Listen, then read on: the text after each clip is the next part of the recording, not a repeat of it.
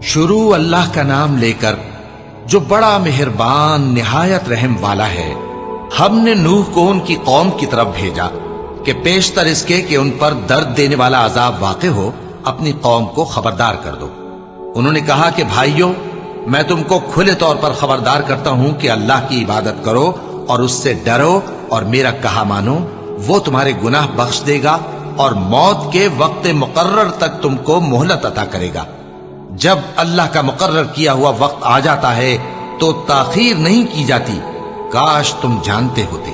جب لوگوں نے نہ مانا تو نوح نے اللہ سے عرض کی کہ پروردگار، میں اپنی قوم کو رات دن بلاتا رہا، لیکن میرے بلانے سے وہ اور زیادہ گریز کرتے رہے۔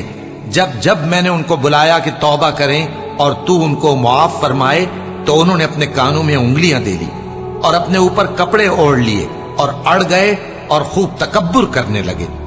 پھر میں ان کو بلند آواز سے بھی بلاتا رہا، پھر علانیہ بھی اور رازداری سے بھی سمجھاتا رہا۔ پھر میں نے کہا کہ اپنے پروردگار سے معافی مانگو کہ وہ بڑا معاف کرنے والا ہے۔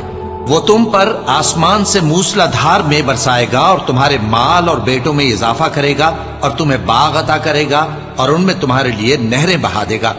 تم کو کیا ہوا ہے کہ تم اللہ کی عظمت کا اعتقاد نہیں رکھتے، حالانکہ اس نے تم کو طرح طرح کی حالتوں میں پیدا کیا ہے؟ کیا تم نے نہیں دیکھا کہ اللہ نے 7 آسمان کیسے اوپر تلے بنائے ہیں اور چاند کو ان میں روشن بنایا ہے اور سورج کو چراغ بنا دیا ہے؟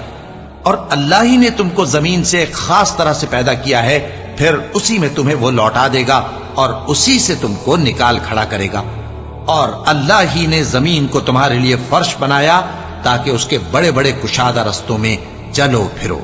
آخر میں نوح نے عرض کی کہ میرے پروردگار، یہ لوگ میرے کہنے پر نہیں چلے اور ایسوں کے تابع ہوئے ہیں جن کو ان کے مال اور اولاد نے نقصان کے سوا کچھ فائدہ نہ دیا، اور وہ بڑی بڑی چالیں چلے اور کہنے لگے کہ اپنے معبودوں کو ہرگز نہ چھوڑنا، اور ود اور سوا اور یغوث اور یعوق اور نصر کو کبھی نہ چھوڑنا۔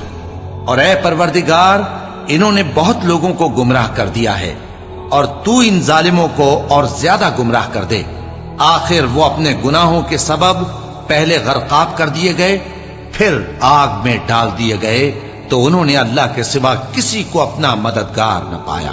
اور پھر نوح نے یہ دعا کی کہ میرے پروردگار، ان کافروں میں سے کسی کو زمین پر بستہ نہ رہنے دے، اگر تو ان کو رہنے دے گا تو یہ تیرے بندوں کو گمراہ کریں گے، اور ان سے جو اولاد ہوگی وہ بھی بدکار اور ناشکری ہوگی۔ اے میرے پروردگار، مجھ کو اور میرے ماں باپ کو اور جو ایمان لا کر میرے گھر میں آئے اس کو اور تمام ایمان والے مردوں اور ایمان والی عورتوں کو معاف فرما، اور ظالم لوگوں کے لیے اور زیادہ تباہی بڑھا۔